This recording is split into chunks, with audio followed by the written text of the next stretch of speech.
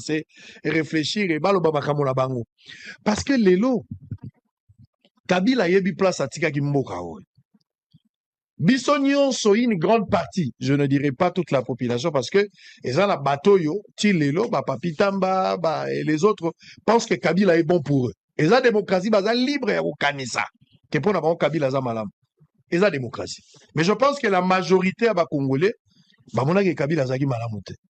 Et qu'il fallait tenter une nouvelle expérience. Tout le bagage de la gestion Kabila bapé ça qui est 25%. Kabila 18 ans jusqu'à 25% à Pamba. Donc il y a une hypothèse, il y a quoi estimer en termes de pourcentage.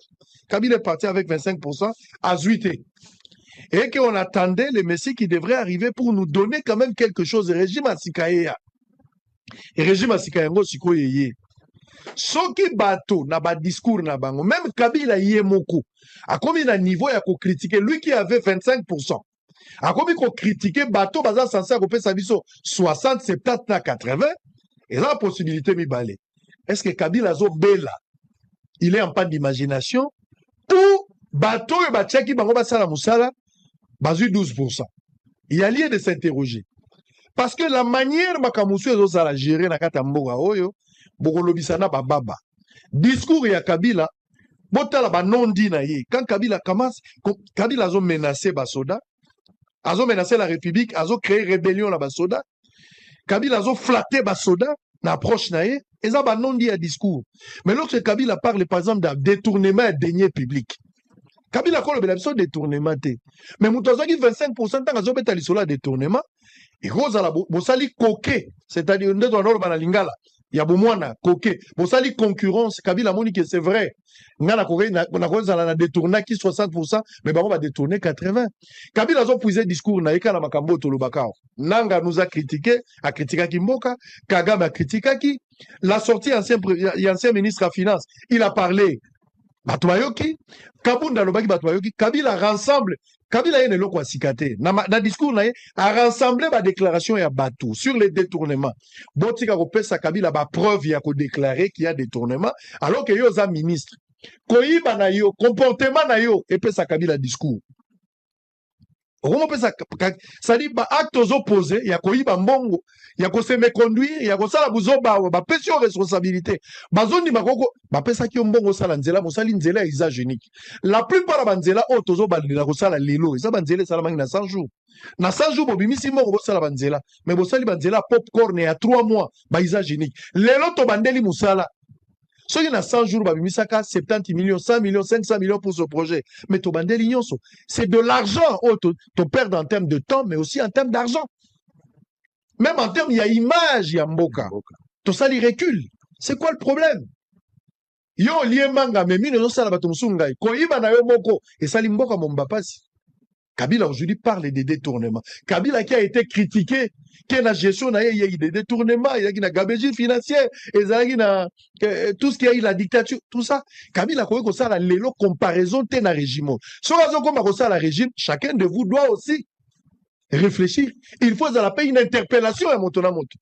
Bon, t'as la analyse sur tes Kabila lobby, oui, c'est du déjà entendu. Je suis tout à fait d'accord. C'est du déjà entendu, il a dit des choses, tout ça. Kabila, oui, vous avez raison. Kabila Zaki Moutako le balisou dans bon côté. Vous avez raison.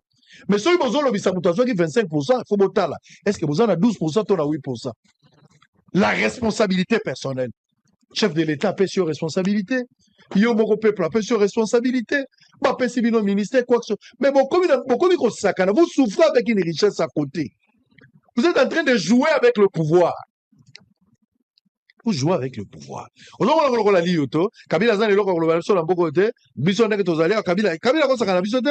Oui, Kabila a joué 25%. Nous on est censé de donner 50 ou plus. Au PC 12, au PC 8. Est-ce qu'il y a un détournement? Liberté d'expression, ça, biso, sango, liberté d'expression. Et c'est là qu'on contredit bateau bazoloba. Toko ba quelques cas isolés à bateau bazako kanga bakoko. Et ça ba cas isolés ba msoupe ça ba excès. Il y a pouvoir. Mais d'une manière générale, il y a quand même cette liberté là. Mais les camps détournement. Les camps détournement yo ça général. Ba pension mbongo ba lobi mbongo kedo kufuta bandeko na yo. Ozwi mbongo wana na nzela okimi tomona ki mukande zo tambola général mbongo akimi na mbongo ya bateau.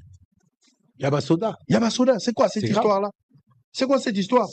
l'école. C'est quoi cette histoire? Gouvernement central a 10 millions de dollars chaque fin du mois. 2 millions. Bazo pesa na ville pour l'assainissement de la ville. Mbongo wana musala ngo sala nini? Ba acte bozo poser, bo talaka, bo pesa ba adversaire malobate. Ba adversaire ba kobi ko critiquer. Bato baza na pouvoir, bato baza censé remettre. Il faut mutu na mutu talaka nanu. Bo ça l'introspection. Ba acte aux opposés koki ko finissa l'état. Ba acte aux opposés ko boma régime. Malobana yo zo loba iko ko détruit tout un peuple. Quand vous passez à la télé, quand vous avez les discours, tant que ministre bozo roulaka carotte sur bozo tambolaka. Tant que bozo kendaka na au memi glaciaire mobimba baruina. Tant que bozo voyagaka na ngwa. Il suffit bazo une vidéo, une photo, une information, ils ont détruit, ils ont terni une image. Moi je pense que je ne peux pas ici vous dire que non, Kabila Loba, il faut Kabila Zonga. Non, moi je ne suis pas dans cette logique-là.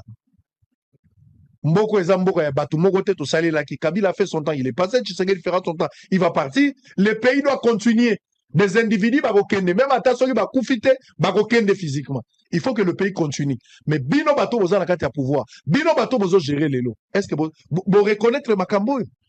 S'attaquer à des discours, c'est bien, mais corriger par rapport aux critiques, c'est mieux. Faut beaucoup. Makambo nyonso toloba lelo basoda bazo mbongo ya mibale. Soda soka bande ko zwa $200 ba futa soda $400 lelo. Pesa na retard ya lifutite. Ba avancer ezali mais likambo ya social d'une manière générale. Ba enseignant ba na retard à paiement te bazo mbongo na ba fonctionnaire azo futa mbongo. Ala na retard à paiement te. Soki Kabila lobeli makambo ya retard ya paiement. Peut-être alors ba 2008 ba 2007.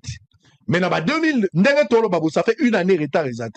Nazo tambola nazo tula bako ba question moya ko diffuser ngo ezate ezaka ko te eloko ezate tenga nazo ki déjà nazo tula soki nazo se tromper botuna pe ba enseignant boza pe batu bako vérifier ba information ba enseignant na ba soda